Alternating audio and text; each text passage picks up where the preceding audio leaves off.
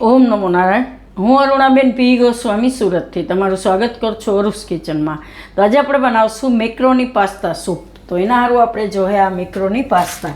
તો આ લીધા છે આપણે આ 1 વાટકી ભરીને આટલા એમ, અને કપમાં જોઈ તો કપથી થોડા ઓછા એટલા એમ, તો તમે અંદાજે લઈ શકો આટલા. અને શાકભાજીમાં આપણે જોઈએ ટમેટાં. તો ટમેટાં આપણે લીધા છે 5 થી 6, થોડીક ખટાશ સારી લાગે એમ. 1 મરચું મીડિયમ તીખું એમ, થોડુંક આદુનો ટુકડો, અને 1 ડુંગળી સુધારીને લીધી છે આપણે.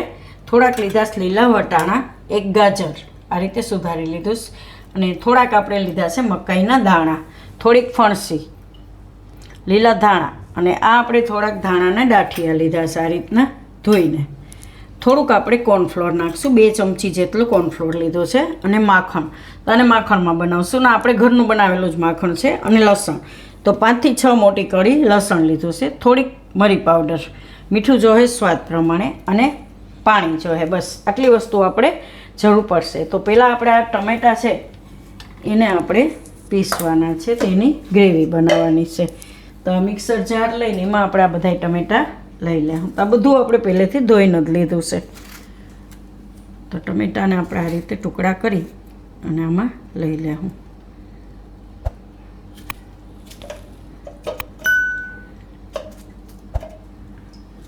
આના ભેગું મરચું નાખી દેવું,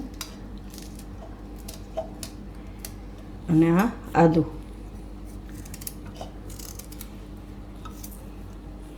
તો આદુનો શું છે, ઘણાને સ્વાદ ભાવતો હોય પણ મોઢામાં આવે એ ન ભાવે, એટલે આ રીતે તમે છીણીને નાખો કે પછી પીસીને નાખો, એમ ટેસ્ટ સારો આવશે. હવે આની અંદર આપણે નાખી દઉં આ લીલા ધાણાના જે ડાઠિયા છે એ, અને બીજા ટમેટાં. તો એક ફેરામાં આવે તો ભલે, નહીં તો એને 2 વાર થોડું થોડું કરીને પીસી લેવાનું. થોડુંક ફેરવીને પછી પાછું એમાં તમે નાખી દઈ શકો એમ, બધું વધારાનું રહ્યું હોય. તો આટલું આપણે ભરી લીધું છે. 3 ટમેટાં પછી પીસી લેવું. તો આ બધું આપણે પહેલાં પીસી લેવું મિક્સરમાં. અને થોડુંક આપણે ફેરવું તો આ જો આ રીતની અડધું થઈ ગયું, તો એમાં બીજા ટમેટાં આપણે ભેગા નાખી દેવું.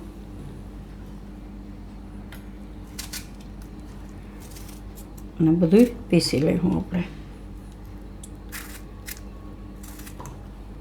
તો આપણે ટમેટાને પીસી લીધું બધું આ રીતે. આને સાઈડમાં રહેવા દેવું. હવે આપણે કુકર લેવું એક, અને આપણે કુકરમાં બનાવશું. તો ગેસ ચાલુ કરશું, અને આમાં આપણે નાખી દેવું આ માખણ.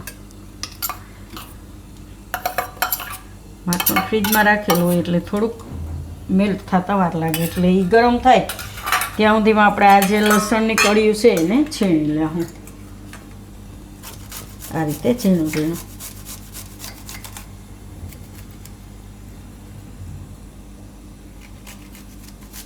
તો માખણ આપણું ગરમ થઈ ગયું છે, તેમાં નાખી દેવું લસણ.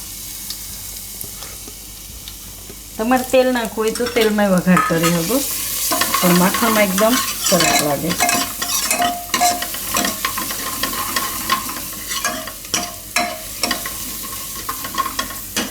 થોડીક વાર ફેરવી લેવાનું આ રીતે, પછી એમાં ડુંગળી નાખી દેવાનું.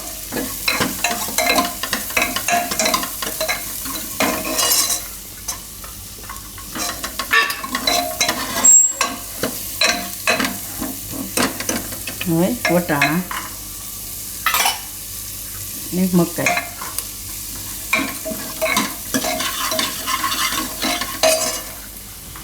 તમે તમારા હિસાબે કોઈ પણ શાકભાજી નાખી શકો એમ, જે તમને ભાવતું હોય. વધારે ઓછું કરી શકો. ગાજર અને ફણસી.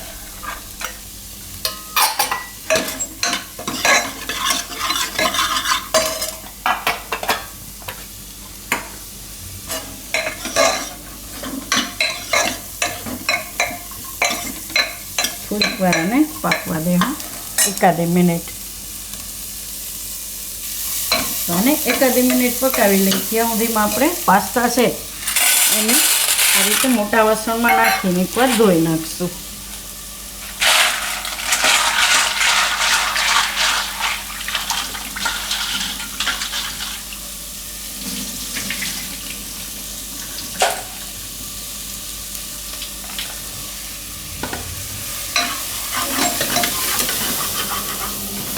ધોવા જરૂરી એમ.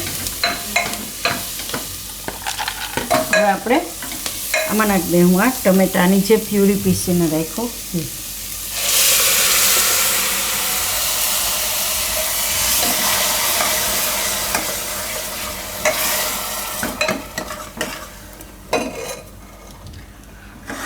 હવે એમાં પાણી નાખી દે હું આપણે. તો આમાં નાખીને 1 થી 2 કપ જેટલું પાણી.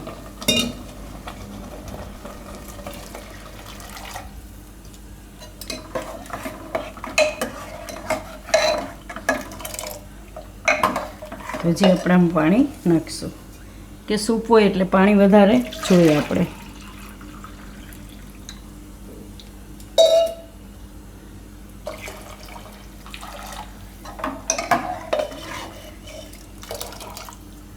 હવે આપણે જે આ કોર્નફ્લોર લીધો હતો એમાં થોડુંક પાણી નાખીને મિક્સ કરી લેવું.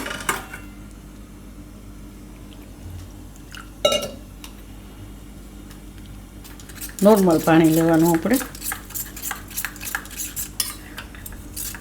પાણી આપણે આમાં નાખી દેવું ભેગું. અને તીખાની ભૂકી, મરી પાવડર અને સ્વાદ પ્રમાણે મીઠું. તો મીઠું આમાં થોડુંક વધારે જોઈએ, સૂપ વધારે છે એટલે કે મોરું ન ભાવે.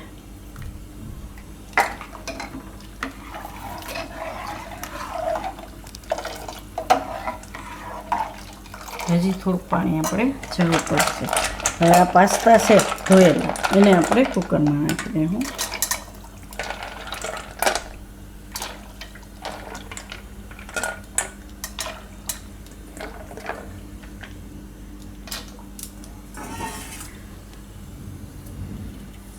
થોડુંક પાણી હજી નાખીશું કેમ કે ઉકળશે એટલે ઘાટું થાય એટલે પાણી જોઈએ એમ આ રીતનું. કેમ કે આપણે એમાં નાખ્યું ઓલું શું કે કોર્નફ્લોર નાખ્યું એટલે ઘાટું થાય એમ એટલે પાણી થોડુંક જોઈએ. અને પાસ્તા તમારે વધારે નાખવા હોય તો વધારે નાખી શકો, પણ આપણે આટલા જ નાખીએ, 1 વાટકી ઘણા એમ.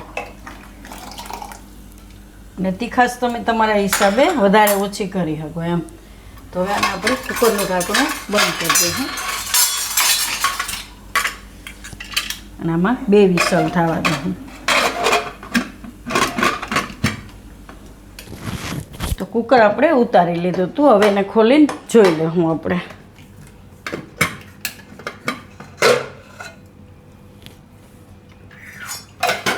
મસ્ત એકદમ બધું બફાઈ ગયું છે ને પાસ્તા મસ્ત લાગશે ખાવામાં આ રીતનું. તો જે ડાયટિંગ કરતા હોય એની માટે બેસ્ટ છે. ઝાઝું તેલ નથી નાખ્યું આપણે, માખણ નાખ્યું થોડુંક. તો આને આપણે કાઢી લઉં વાટકામાં.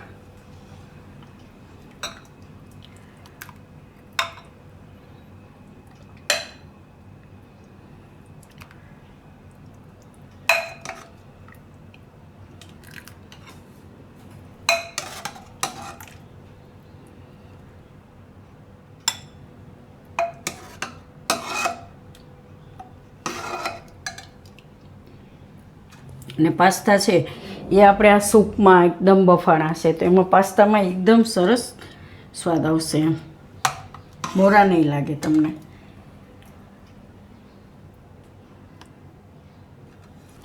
તો એમાં ઉપરથી થોડાક ધાણા નાખીશું આ રીતે.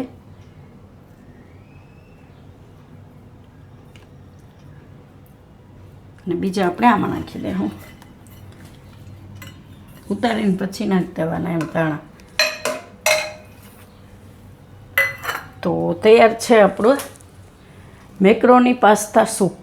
તો જો તમને મારી આ રેસીપી પસંદ આવી હોય તો એને લાઇક કરજો, શેર કરજો અને મારી ચેનલને સબસ્ક્રાઈબ કરજો અને બેલ આઇકન દબાવવાનું ના ભૂલતા. કમેન્ટ કરીને કહેજો કે તમને કેવા લાગ્યા મેક્રોની પાસ્તા સૂપ.